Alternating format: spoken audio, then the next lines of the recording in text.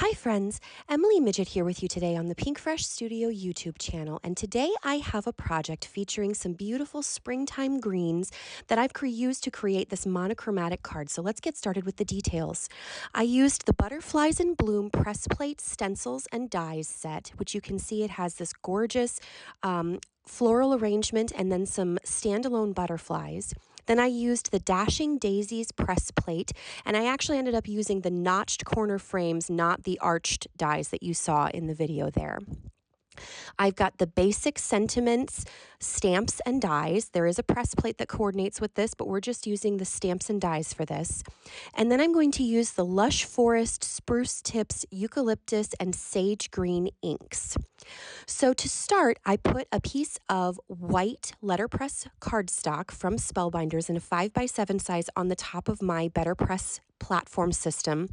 And then I used those the registration marks to make sure that my Butterflies in Bloom press plate was at the bottom of that panel, so that I could use both sides of that A7 panel. So now I have used the eucalyptus ink to impress that image into one side of the A7 panel, and then I flipped it over and did the same thing with a second impression. So now we're going to do a little bit of selective inking with the Butterflies in Bloom stencil set.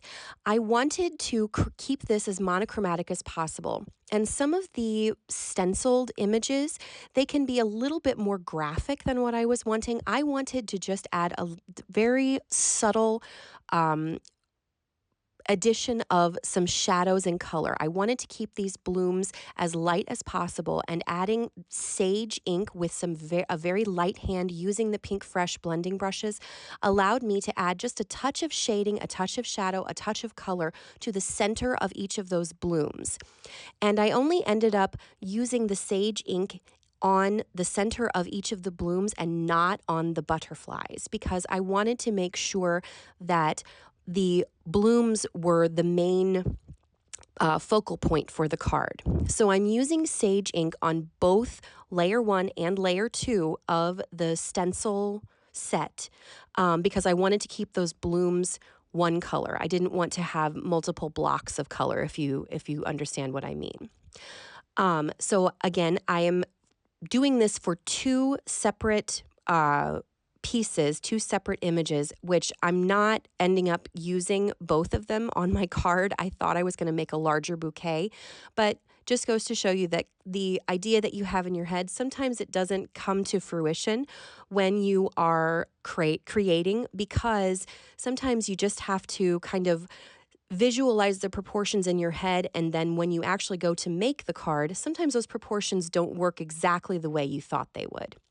So I used Lush Forest inks on the foliage itself. I did not do anything with the little flowers on the sides, the little filler flowers.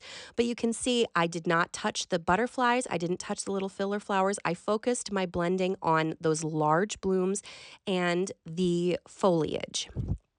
So now I'm just going to use the coordinating die to die cut those images, which it's really nice because this is a one pass die. So you run it through your die cut machine once and you have the bouquet as well as the butterflies die cut for you. So it's really quick and easy. So now I'm going to take the solid piece of one of the solid notched corner frame dies, and I've die cut it from some really lovely kind of sage green cardstock, and I'm going to impress Calico White ink from Pinkfresh using the Dashing Daisies press plate. Now to do this is a trick that I learned from Carissa Wiley. I've got some inexpensive watercolor paper that I bought a bunch of, and I have taped my notched corner frame die cut to that watercolor paper. That adds a little bit of extra padding, and it allows you to letterpress onto your regular colored cardstock. I think Carissa is such a genius for coming up with this technique, and I've used it a ton of times, and I just love the effect it creates.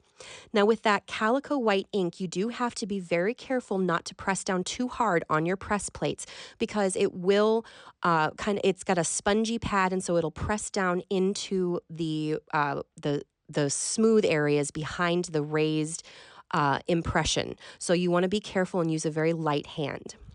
So for the sentiment, I stamped the thanks, you're the best from the basic sentiments set using the Calico White ink on that sage green cardstock. And then I stamped it again using embossing ink and then sprinkled some white satin pearl embossing powder over the top. And I think that the combination of those inks with that pretty sage green cardstock really creates such a lovely kind of metallic shimmer, and it makes that sentiment really special and stand out on this monochromatic card.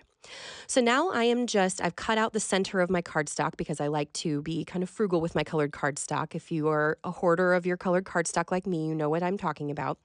And I have taken the the Dashing Daisies impressed die cut and popped that up with some thin foam adhesive. And now you can see that I'm kind of fiddling around with the arrangement. And I decided that I didn't like that second bouquet because it covered up too much of that pretty Dashing Daisies letterpress panel that we created. And so I wanted to I ended up saving that second bouquet for a rainy day and arranging the rest of my die cuts so that you could still see that lovely impression on that notched corner frame die cut that we added the Calico White Dashing Daisies impression to. And so you can see I'm adding all of the different die cuts. Some of them I use just a single layer of foam adhesive. Some of them I use a double layer of foam adhesive. When you're working with monochromatic cards like this, dimension is your friend. To keep all of those different layers visible and interesting to the eye, having those different layers of dimension, having multiple heights really helps to keep things more interesting visually. So now my final touch, I'm going to add some glitter drops that are leaf color that work perfectly with this monochromatic kind of springtime green card that we've got going here.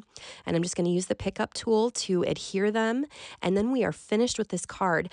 I hope you will give letterpress on colored cardstock a try. If you have some spare watercolor cardstock that you aren't in love with, or if you have some spare letterpress cardstock, use that to letterpress onto your colored cardstock, and I think you will be thrilled with the results. Thanks to Carissa for coming up with that technique. So I hope you enjoyed this video. I hope you learned something. And if you like the content, please subscribe to get some more videos from us in the future. Thanks so much for watching. Have a great day. Bye.